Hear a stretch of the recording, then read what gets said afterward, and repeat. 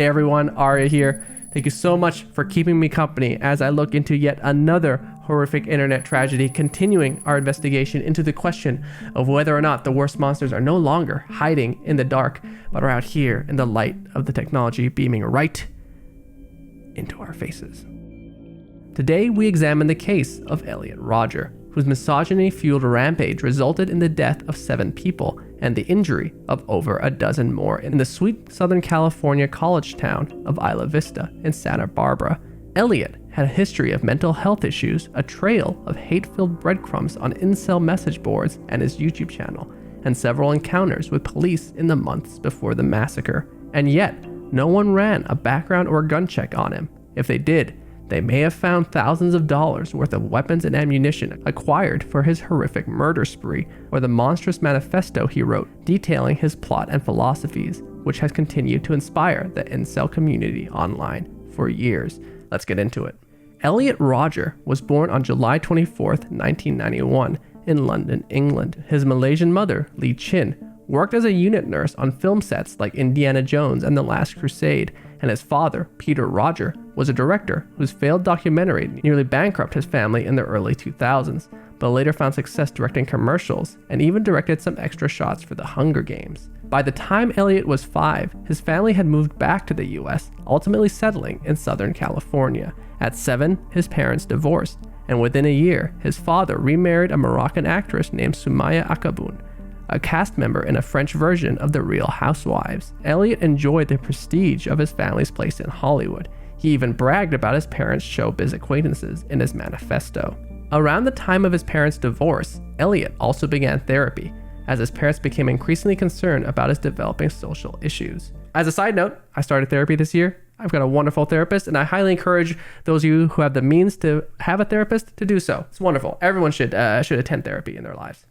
In elementary school, Elliot had a hard time fitting in despite his desire to be popular. By the age of 9, his therapists had given him several unofficial diagnoses, ranging from Asperger's syndrome to some depression or anxiety. Notably, much of the psychiatric evaluation Elliot endured was due to an argument over how much child support was required for his care during his parents' tumultuous divorce. By the time Elliot was a highly introverted teen, his greatest form of socialization was playing the online fantasy video game, World of Warcraft. In part, he seemed to obsessively lose himself in interactive online gaming because he was bullied. He was even pulled out of 2 public high schools because of it. At his second high school, he had a paralyzing panic attack in the hall, and after that, he never went back. The principal of his new school would later describe Elliot's experience, saying, "Sometimes at lunch, kids would encourage him to join their tables. Sometimes he would, but even when he did, he would just kind of be present." He had this push and pull between his desire to engage socially and his fear of rejection. To that effect, Elliot bought designer clothes and spent hundreds of dollars on lottery tickets because he believed money would make him more appealing, especially to the blonde girls in his class, of whom he was becoming increasingly resentful for not reciprocating his attraction. Elliot was deeply concerned about his inability to lose his virginity. He would later write, "Finding out about sex is one of the things that truly destroyed my entire life. Sex. The very word fills me with hate. I would always covet it. I would always fantasize about it, but I would never get it." By the time he was 18, what may have started as a fear of talking to girls had turned to a hatred of women. He described one incident in which he smiled at 2 hot blonde girls he drove past at a bus stop, but because they didn't acknowledge him, in a rage, I made a U-turn, pulled up to their bus stop, and splashed my Starbucks latte all over them. I felt a feeling of spiteful satisfaction as I saw it stain their jeans. His parents encouraged him to enroll in Santa Barbara City College and sent him there in a black BMW, hoping it would improve his social stature. While at school, he continued to harass women, frequented misogynistic websites, and conversed in online forums devoted to, as Elliot wrote, envisioning a world where women fear you. The incel mentality is so morbidly intriguing to me, and I think Elliot Rodger, his psyche, this case as a whole, is a perfect look into how destructive that mentality can be. His manifesto would eventually showcase an even more severe philosophy. Elliot's ideal world was one in which women were kept in concentration camps, used merely as vessels for artificial insemination. In July 2013, just before he turned 22, he decided to give women one last chance, attending a party where he hoped to lose his virginity. When none of the girls expressed interest in him, he drunkenly attempted to push several women off a 10-foot ledge, but as other boys intervened, Elliot was pushed off instead and broke his ankle. When his father picked him up, Elliot told him that he had been bullied and beaten up. They went to the police with this story, but their case was dropped when witnesses from the party indicated that Elliot had been the aggressor. In the wake of this incident and his long recovery, Elliot's plot for his day of retribution was formalized. Elliot legally purchased 3 handguns. Later police reports found that he had spent almost $2,500 between December 2012 and March 2013 on guns and ammo. He also went to a firing range for practice as many as 6 times between February and April 2014. On April 30th, 2014, a month before the attack, Elliot's mother became worried after finding his YouTube account where he had uploaded troubling videos. In a video posted in mid-April titled, "Why Do Girls Hate Me So Much?" he mused about how women could refuse him as he was the ultimate gentleman. We hear about kind of the nice guy trope, right? But this is like that to this wild extreme. I mean, it's scary to think that there are still so many people out there on the internet that share Elliot's beliefs, that view themselves as the ultimate gentleman, that view themselves as these nice guys who don't understand why women aren't giving them the attention they deserve. And have all these very twisted views on how women should behave and how society should treat them. It's scary. He vlogged, "I'm so magnificent. I deserve girls much more than all those slobs I see in my college who are somehow able to walk around with beautiful girls." One commenter called him out saying, "I'm not trying to be mean, but the creepy vibe that you give off in these videos is likely the major reason that you can't get girls." That commenter, pretty bang on. Elliot's mother got the Santa Barbara Police Department involved, sending 6 officers to his apartment for a welfare check. But Elliot was an incredible liar, and Santa Barbara County Sheriff Bill Brown said of the police visit, he convinced them that it was all a misunderstanding, that he was not a threat to himself or to anyone else. Thus, no further inquiry was made, but after the run-in with the police, Elliot temporarily archived his YouTube videos. Even then, he left a large digital trail behind him, participating in multiple message boards sharing his violent views. On a site called PUA Hate, where incels complain about pickup artists or men who have success with women, Elliot wrote, "One day incels will realize their true strength in numbers and will overthrow the oppressive feminist system. Start envisioning a world where women fear you."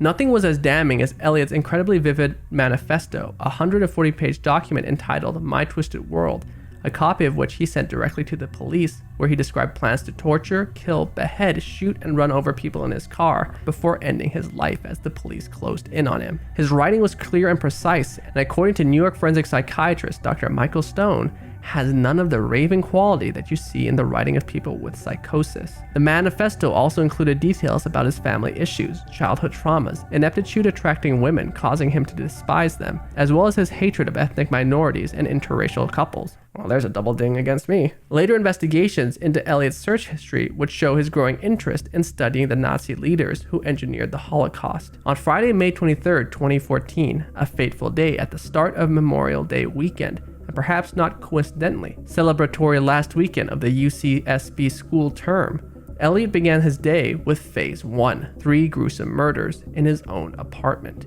Elliot's first victims were his 2 roommates and one of their friends, all college students from Asia. Cheng-Wan James Hong, 20, George Chen, 19, and Wei Han David Wang, 20. Each victim was ambushed separately as they walked in and placed in separate rooms when they were dead. Wang's body had 15 stab wounds, and Hong had 25 stab wounds, as well as many cuts on his hands and arms, indicating his attempts at self-defense. Chen's body, which had by far experienced the most carnage, was stabbed 94 times. After his first killings at about 7:30 p.m., Elliot went to Starbucks for a triple vanilla latte, then returned home to email his manifesto to over a dozen family and friends and post his final YouTube video, entitled Elliot Rodger's Retribution. In the video, filmed in his black BMW with the bright golden California sunshine on his face, Elliot laughs as he says, "You never showed me any mercy, so I will show you none.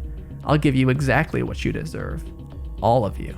Viewers and readers were immediately concerned, Users debated taking action in the video's comments, not aware that the murders had already occurred. One wrote, "Could someone tip off the police just in case?" Another person replied, "Don't. Whatever happens, we didn't do anything, so just let it happen if it does." For future reference, always take action. Don't just let it happen, please. No one was more concerned than Elliot's family, who, after so many years of worrying about his social struggles, were brought to a pinnacle after receiving his emailed manifesto. His mother, father, and stepmother each rushed to their cars to embark on the 100-mile journey from LA to Isla Vista. But the self-proclaimed ideal magnificent gentleman was already moving on to phase 2, which he also described in the manifesto. "I cannot kill every single female on earth, but I can deliver a devastating blow that will shake all of them to the core of their wicked hearts. I will attack the very girls who represent everything I hate in the female gender. The hottest sorority of UCSB." Elliot made his way to Alpha Pi, where he gunned down Veronica Elizabeth Weiss, 19, and Catherine Brianne Cooper, 22, outside the sorority house. Neither of the girls belonged to that sorority. By now, it was about 9:30 at night, the time at which the first calls were made to the police to report the active shooter. From there, Elliot began phase 3, in which he hoped to kill as many pedestrians as possible by firing guns from his car while racing down the streets of Isla Vista. In front of the Ivy Deli Market, he killed his last victim, Christopher Ross Michael Martinez, 20. He continued driving and firing at random, injuring as many as 14 others. As Elliot's parents approached Isla Vista, they began to get notifications about a killer in a black BMW at large at UC Santa Barbara. His parents called the sheriff, who directed them to wait at a Home Depot in Elliot's neighborhood. It was here, in this parking lot, that they would learn of Elliot's death from a self-inflicted gunshot wound. His plan was complete. At the end of his manifesto, Elliot wrote, "I am the true victim in all of this. I am the good guy." While the statement might seem laughable to the public at large, unfortunately, within some parts of the incel community, Elliot became a canonized figure. Shortly after the attack, there were even t-shirts with Elliot's face being sold on Redbubble. And several years later, in 2018, in Toronto, Canada, another incel named Alec Manassian murdered 10 people and wounded 14 others. Most of his victims were women. Just before the attack, he posted a statement to Facebook saying, "The incel rebellion has already begun. We will overthrow all the Chads and Stacys. All hail the supreme gentleman, Elliot Rodger." It's worth noting, very few laws pertaining to hate speech online have been made since either of these attacks, so it seems the monsters that live among us online can keep holding their heads up high where we can fear them, even when we can't see their faces. I mean, this case is just such a horrific tragedy. I mean, so many dead, all because of this pathetic, frankly, pathetic mentality. Going back to my earlier point, it's scary that you have someone like Elliot Rodger or Alec Manassian. They're inspiring more and more. It's scary. It's unsettling. It's unnerving. That's what it is. And if we go back to our question of whether or not the worst monsters are no longer hiding in the dark, but if they're in the light of the technology beating right into our faces, I mean, the monsters are certainly there. Certainly some of them maybe will never act to the degree that Manassian or Elliot Rodger did. However, again, the internet has created a space where these people can come together in these echo chambers where they can continue riling each other up. That said, that's why I appreciate you and your time and being here to join me as I cover these cases, so I'm not quite so alone going through them. However, as always, thank you for your time, and if you have a case that you'd like me to cover on this channel in the future, shoot me a DM, shoot me a cheeky little message, and who knows, in the future, maybe one of the cases I'll be discussing with all of you is one that you've sent in. Thank you so much for your time, and as always, stay safe online.